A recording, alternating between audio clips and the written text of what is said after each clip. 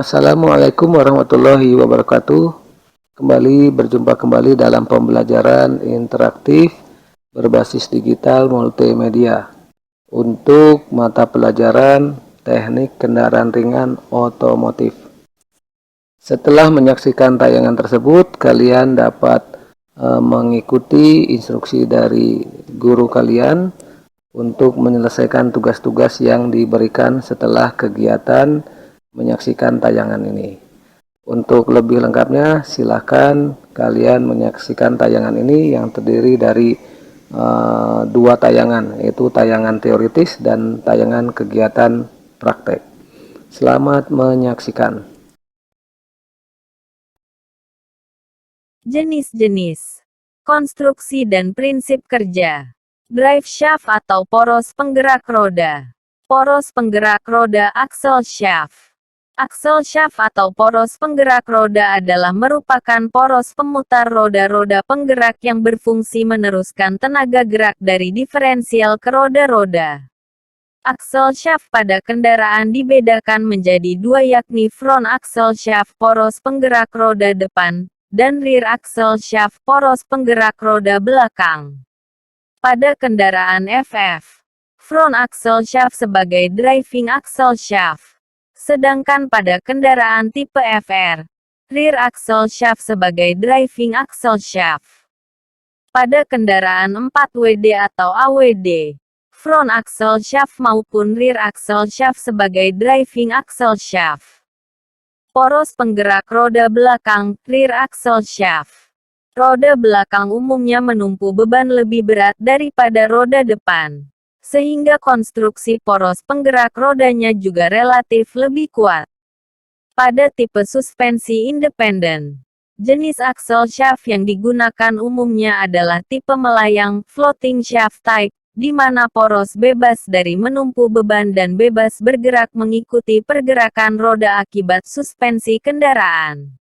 Berikut ini adalah gambar dari konstruksi poros melayang. Ini adalah lower arm. Ini adalah drive shaft. Pada suspensi rigid pada umumnya menggunakan tipe poros memikul di mana axle shaft diletakkan di dalam axle housing, yang dipasangkan berkaitan melalui bantalan.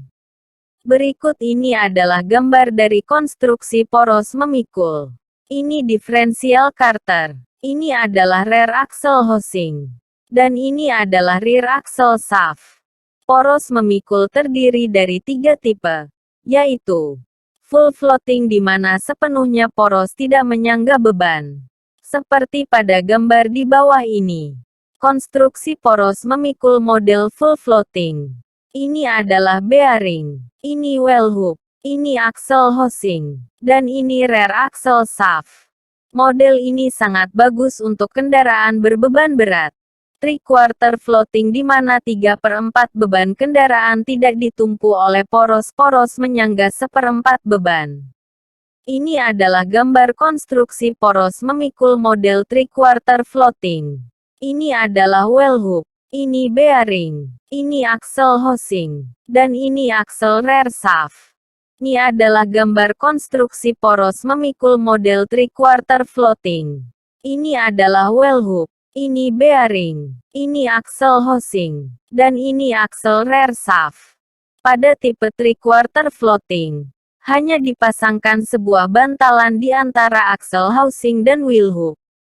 Roda dipasangkan langsung pada poros roda. 3. Semi-floating di mana poros hanya menumpu setengah beban. Berikut ini adalah gambar konstruksi poros memikul model semi-floating. Ini bearing. Ini axle housing. Ini adalah axle shaft. Tipe semi-floating banyak dipakai pada kendaraan ringan. Hampir seluruh beban kendaraan dipikul oleh axle shaft. Demikian juga gaya lateral force, pada saat kendaraan membelok. B.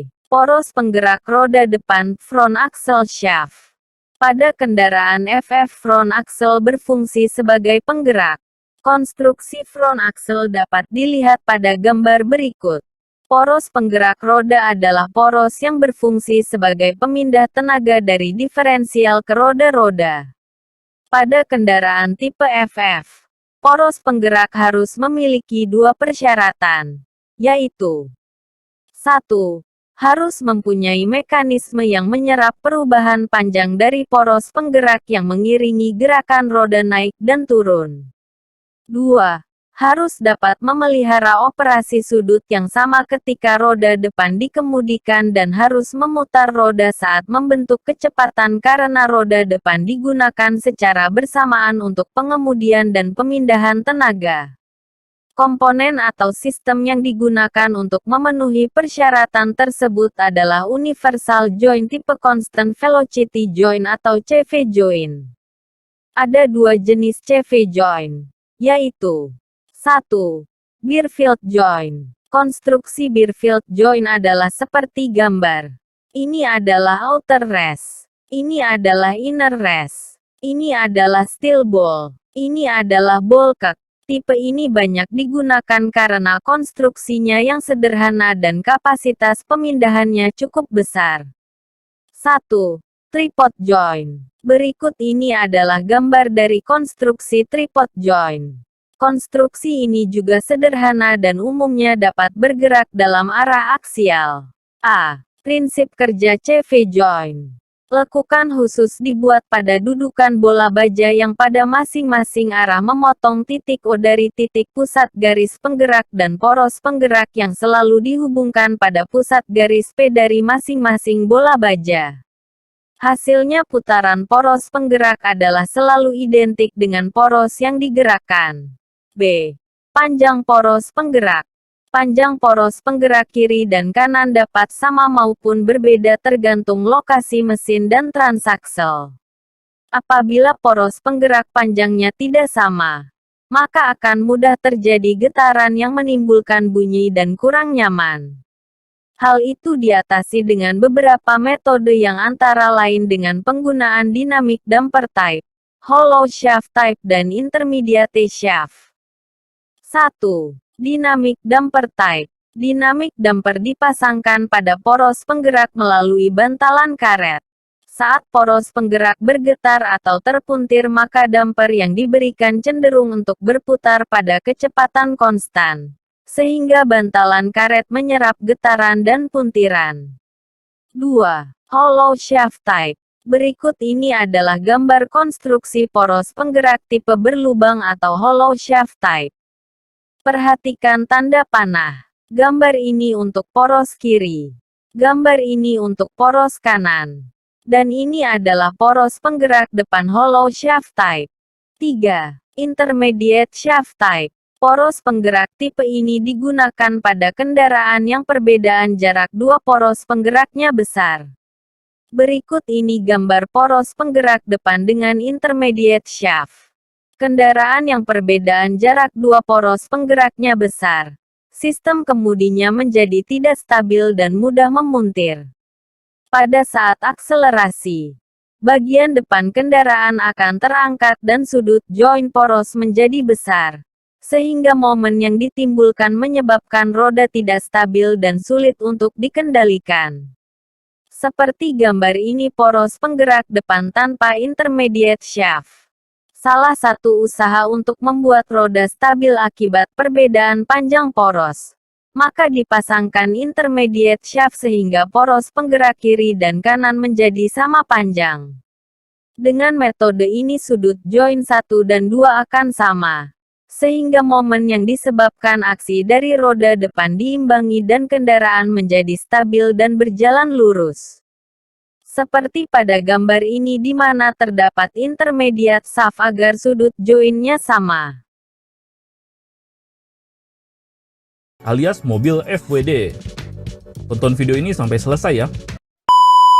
Sebelum melanjutkan videonya, minta waktu 2 detik ya guys, untuk klik subscribe dan tekan tombol loncengnya. Oke, sebelum kita bahas mobil FWD, kita bahas sekilas tentang semua jenis sistem penggerak mobil ya guys. Di dunia otomotif internasional terdapat 4 jenis sistem penggerak roda. Pertama, sistem penggerak roda depan atau front wheel drive. Sistem penggerak roda belakang alias rear wheel drive. Sistem penggerak 4 roda atau four wheel drive. Dan sistem penggerak semua roda alias all wheel drive. Pertama, penggerak roda depan atau FWD.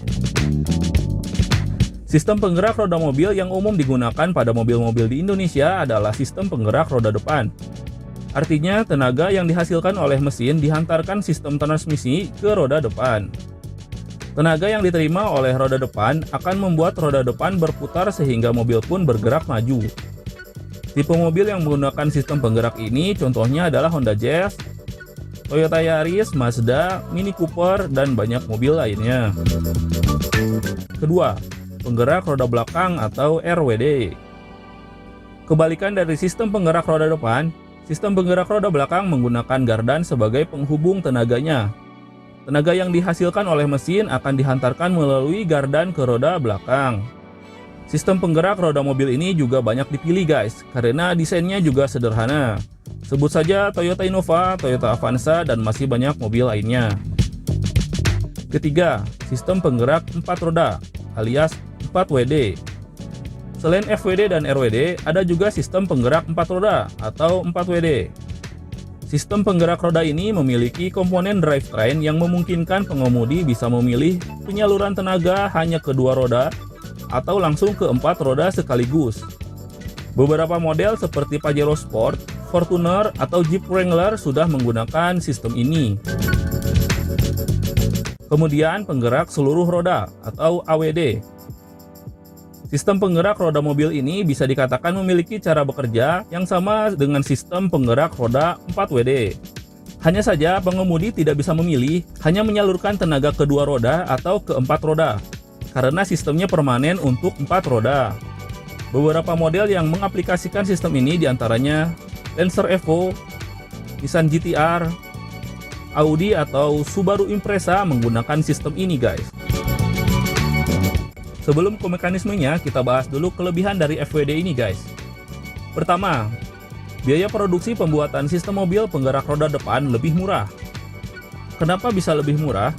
Hal ini disebabkan oleh komponen pada sistem penggerak roda depan lebih sedikit. Selain itu, pemasangan poros roda penggerak pada mobil yang menggunakan FWD lebih mudah. Dengan biaya produksi yang lebih sedikit, mobil dengan sistem penggerak roda mobil depan harga jual barunya juga bisa lebih murah. Kedua, berbicara mengenai traksi, mobil dengan sistem penggerak roda depan memiliki traksi yang lebih bagus di jalanan licin guys. Karena roda depan yang menarik roda belakang, bukan roda belakang yang mendorong roda depan. Selain itu, berat mesin mobil yang berada di depan membantu mobil mendapatkan traksi dan grip yang lebih baik. Ketiga, berat mobil jadi berkurang karena tidak ada gigi transmisi dan poros gardan untuk menyalurkan daya ke roda belakang. Dengan mobil yang lebih ringan, akan signifikan mengurangi konsumsi bahan bakar. Kekurangan FWD. Nah, sekarang kita bahas kekurangannya guys. Pertama, mobil dengan sistem FWD lebih rawan mengalami kerusakan pada area penggerak roda jika terjadi benturan di jalanan yang rusak. Hal itu dikarenakan kemudi dan tenaga pendorong ada di roda yang sama. Kekuatan dari sistem penggerak roda mobil tergantung pada cara kamu mengemudi, juga kondisi jalan yang sering dilewati. Kedua, sistem penggerak roda depan secara otomatis membuat bobot mobil dibebankan di bagian depan. Hal ini membuat pengendalian mobil di kecepatan tinggi saat mobil berisi penuh penumpang lebih susah dikendalikan. Karena sistem kemudi dan sistem penggerak tenaga ada di roda depan, maka mobil akan cenderung bergerak ke kiri atau ke kanan saat berakselerasi penuh, atau biasa disebut understeer. Nah, sekarang kita intip yuk, gimana mekanisme sistem penggerak roda depan alias FWD. Kita mulai dari komponen-komponen yang saling berhubungan di sistem ini guys. Mulai dari output mesin. Mesin untuk mobil FWD biasanya berposisi melintang, karena outputnya yang langsung berhubungan dengan poros roda. Dari output mesin terhubung ke transmisi, baik itu manual ataupun matic, atau di sistem FWD biasa disebut transaxle. Output dari transmisi kemudian menuju poros roda dengan dihubungkan oleh diferensial. Dari diferensial ke poros roda dihubungkan oleh constant velocity joint, atau biasa disingkat CV joint. Gunanya untuk fleksibilitas poros roda menghadapi poros roda yang berubah-ubah sudut. Penghubung diferensial ke poros roda disebut inner CV joint. Kemudian poros roda meneruskan daya putar ke roda-roda mobil yang dihubungkan kembali menggunakan CV joint, lebih tepatnya outer CV joint. Nah, yang tadi baru komponen penyalur daya putar dari mesin hingga ke roda.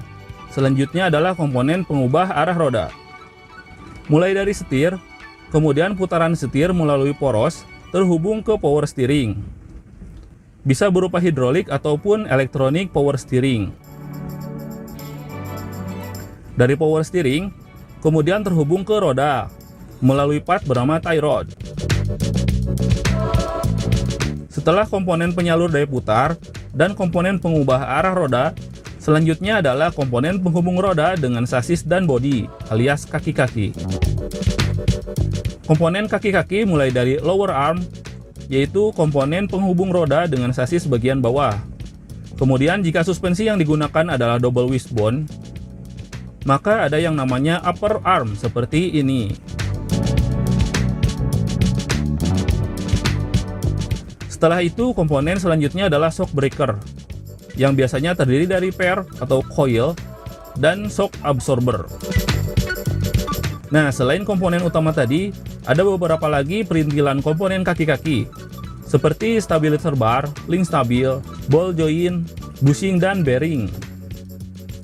Nah, setelah tahu macam-macam part dan fungsinya masing-masing, sekarang jadi terlihat simple ya guys, keterhubungan komponen-komponen yang mendukung sistem FWD ini.